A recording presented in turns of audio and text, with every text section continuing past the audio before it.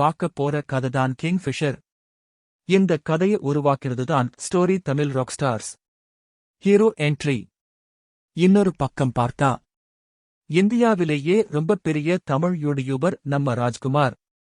யூடியூப்ல 3 billion சப்ஸ்கிரைபர்ஸும் 4 billion ஃபாலோவர்ஸும் வச்சிருக்க நம்ம ராஜ்குமார் தான் இந்த கதையோட ஹீரோ.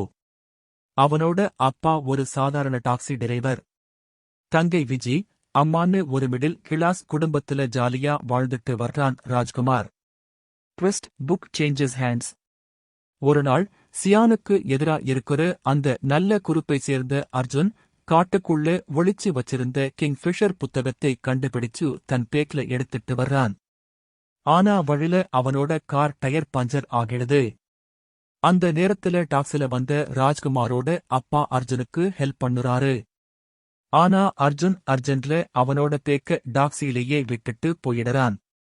அந்தப் பை நம்ம ராஜ்குமார் கைக்கு வருது. திறந்து பார்த்தா உள்ள ஒரு பாக்ஸ்குள்ளே விசித்திரமான புத்தகம் இருக்கு.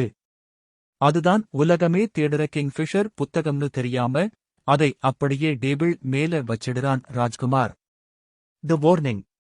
அடுத்த நாள் ராஜ்குமார் ஃபேமிலி கோவிலுக்கு போறாங்க.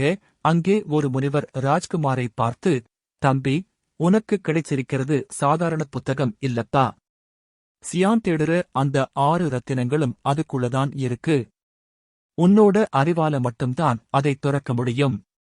ஆனா உன் வாழ்க்கையில ஒரு பெரிய இழப்பை சந்தித்ததுக்கு அப்புறம்தான் உனக்கு அந்த சக்தியே கிடைக்கும் அப்படின்னு எச்சரிச்சுட்டு போறாரு. ஆனா ராஜ்குமார் அதை அவ்ளோ பெருசா எடுத்துக்கல. தி வார் ஸ்டார்ட்ஸ். விஷயம் சியானுக்கு தெரிய வருது. அர்ஜுனை கடத்துற ரோலக்ஸ் அவன்கிட்ட இருந்து டாக்ஸி நம்பரை வாங்குறான்.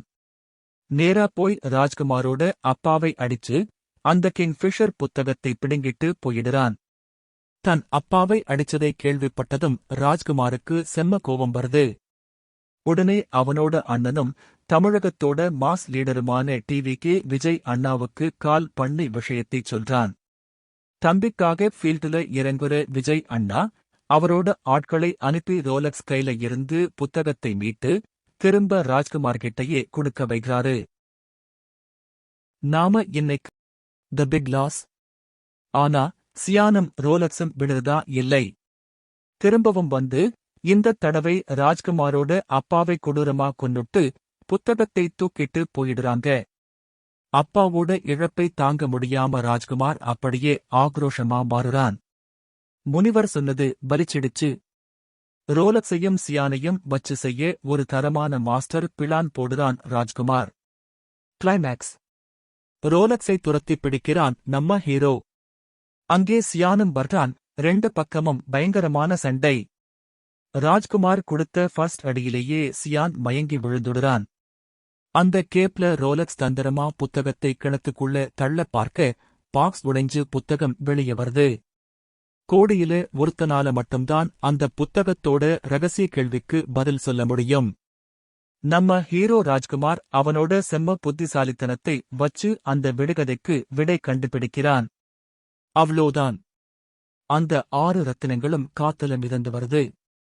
ரோலக்ஸ் முந்திக்கிட்டு 2 ரத்தினங்களை எடுக்க மீதி 4 ரத்தினங்களோட பவர் நம்ம ராஜ்குமாருக்கு கிடைக்குது. 4 ரத்தினங்களோட பவரோட ராஜ்குமார் விட்ட ஒரே அடில ரோலக்ஸ் பொம்மை மாதிரி வெடிச்சு சிதறிடுறான். அப்போ மயக்கம் தெளிஞ்சு அடிக்க வந்த சியானையும் யோசிக்காம அடிச்சு காலி பண்ணுறான் ராஜ்குமார். கடைசியில இந்த உலகத்தையே அழிக்கக்கூடிய அந்த கிங்ஃபிஷர் புத்தகத்தை யாருக்குமே கிடைக்காத ஒரு ரகசிய இடத்துல வைக்கிறான். அடுத்த கதையில் பாப்போம். பாய்.